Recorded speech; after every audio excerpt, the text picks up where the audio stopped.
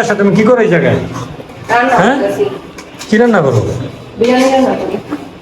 কি দিয়ে তুমি বিরিয়ানি রান্না করো? দেখি গরুর তো মাংস দিয়ে বিরিয়ানি রান্না করি। এরকম আর কে কেমন হইব কম? ঝোল ঝোল কে বিরিয়ানি ঝোল ঝোল হয়? আর এটা বোনা বোনা হ্যাঁ দম দিতে হইব, দম দিলে পানি কিছুই খেতে হইব, চালটা সিদ্ধ দিলেও ভালো।